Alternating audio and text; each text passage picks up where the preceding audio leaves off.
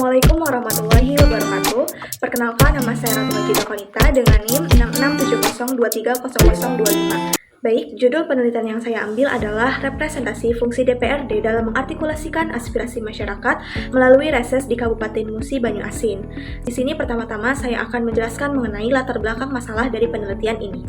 Dalam tatanan sistem pemerintahan yang demokratis, tentunya lembaga perwakilan memegang peranan yang sangat krusial di antara elemen lainnya, seperti dalam pelaksanaan pemilihan umum, dalam prinsip kesetaraan di hadapan hukum, dan juga dalam kebebasan berpendapat, serta jaminan hak untuk berserikat.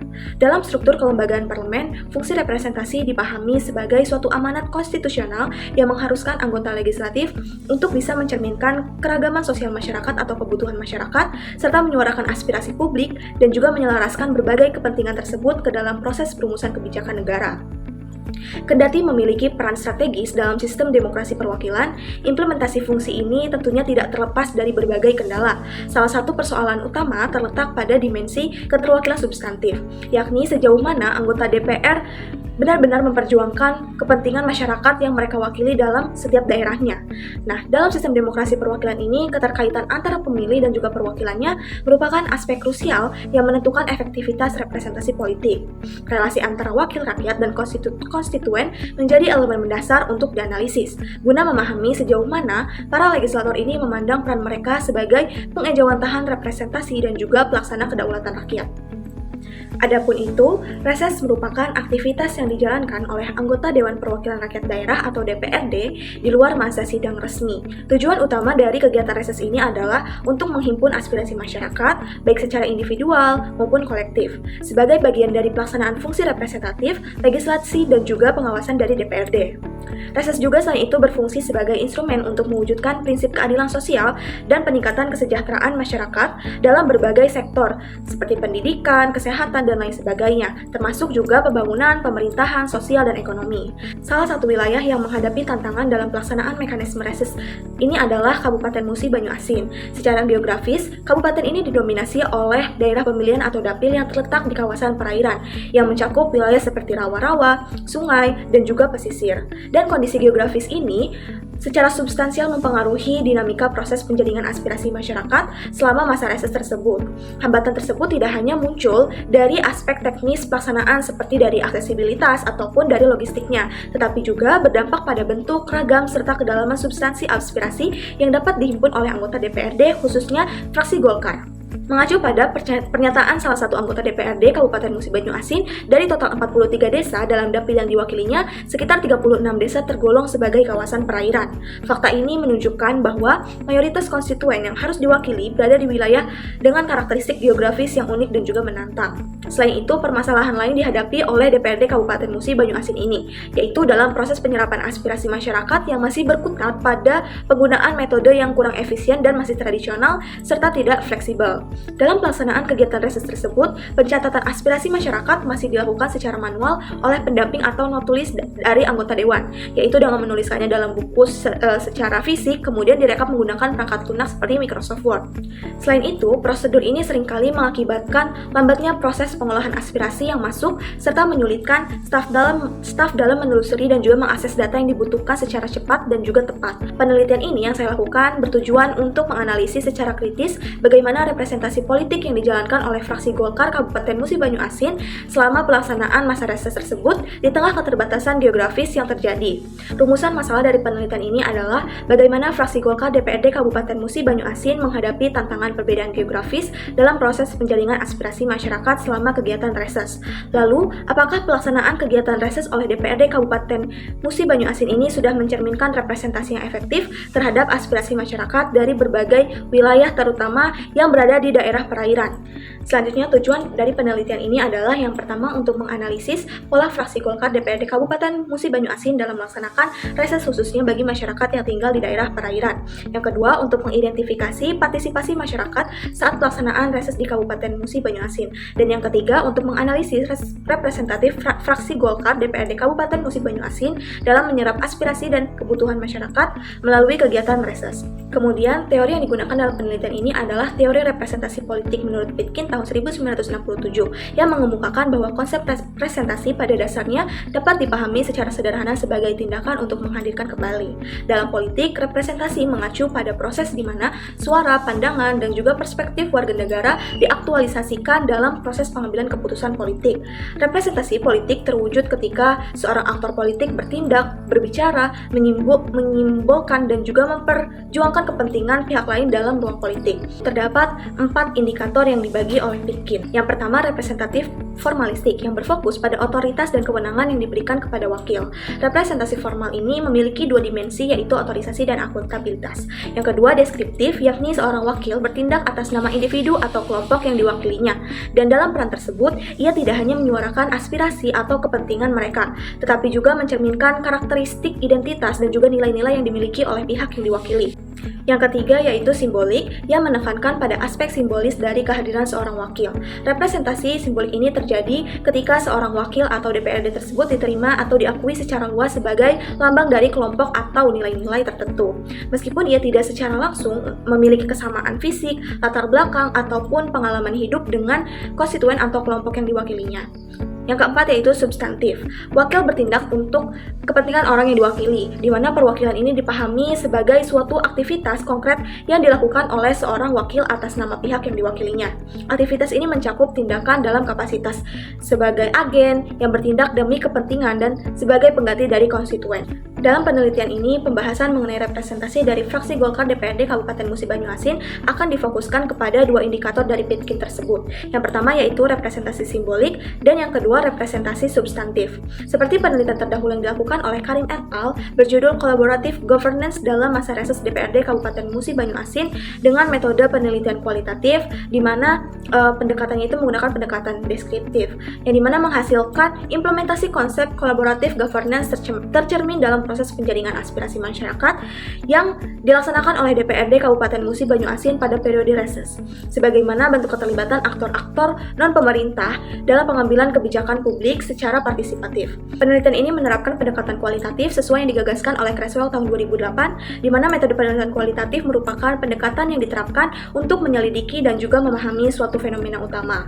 Pendekatan yang digunakan adalah pendekatan studi kasus yang melibatkan investigasi mendalam tentang kehidupan nyata, sistem kontemporer terbatas, dan juga pengumpulan data yang menyeluruh dan rinci dari berbagai sumber informasi, dan di mana penelitian ini juga menggunakan teknik pengumpulan data studi literatur yang juga dikenal sebagai tinjauan pustaka. Hasil pembahasan dari penelitian ini adalah sebagai berikut.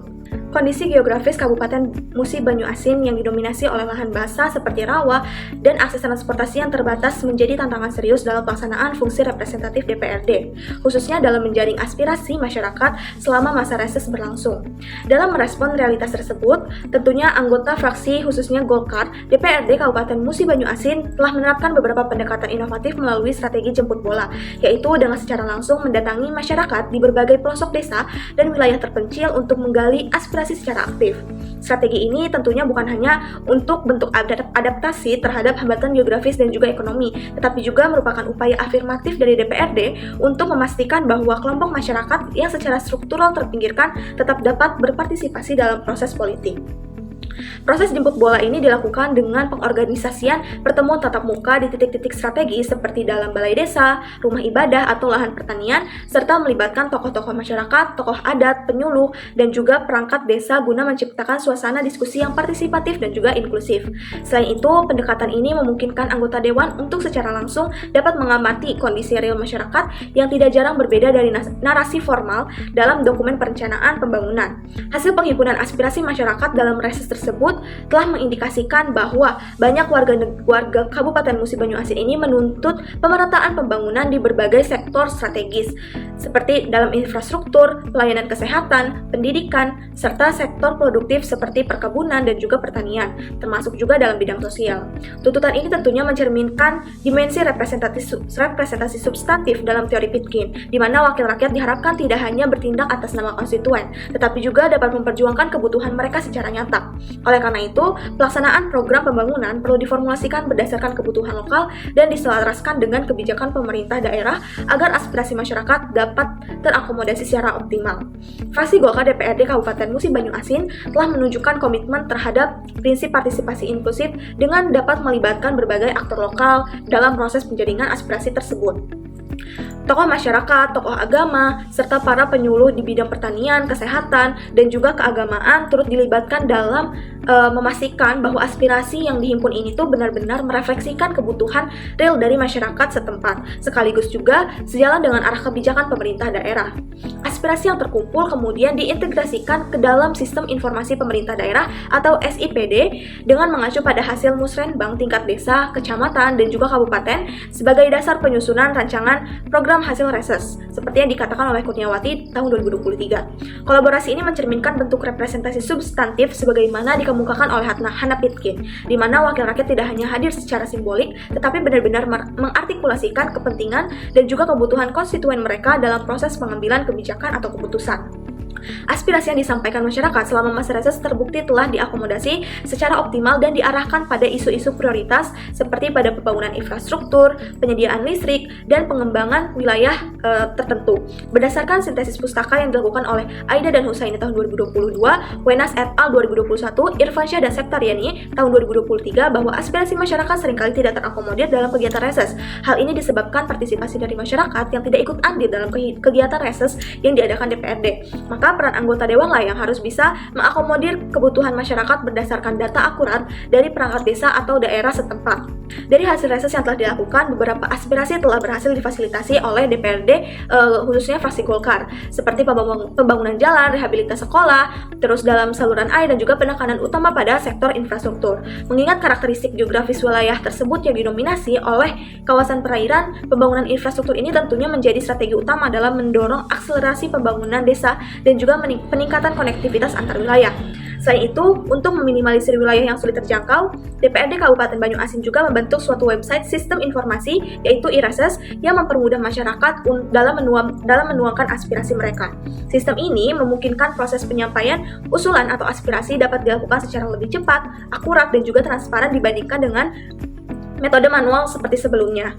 Lalu, Irian Setiawan selaku Ketua Fraksi DPRD Golkar Kabupaten Banyuasin dinilai oleh masyarakat setempat memiliki representasi simbolik sebagaimana dijelaskan oleh Hana Pitkin.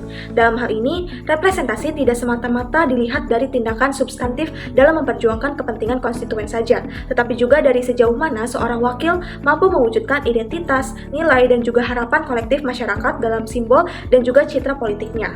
Melalui gaya komunikasi politik yang responsif serta keterbukaannya dalam menyerap dan juga menyuarakan aspirasi publik atau masyarakat, Irian Setiawan dipersepsikan sebagai figur yang tidak hanya hadir secara formal dalam struktur kelembagaan, tetapi juga secara simbolik merepresentasikan suara dan juga kehendak rakyat.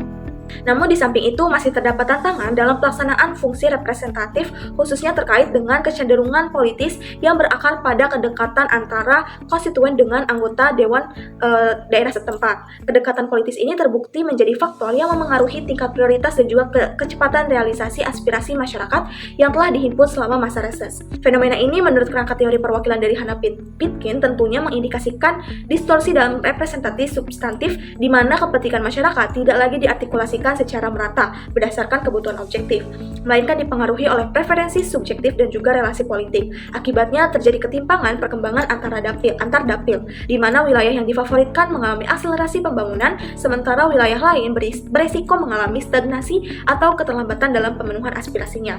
Namun demikian, dalam praktiknya terdapat kecenderungan politis yang mengarah pada bias representasi, yakni ketika kedekatan personal antar politik atau politis antara masyarakat atau anggota DPRD menjadi faktor penentu dalam proses realisasi aspirasi.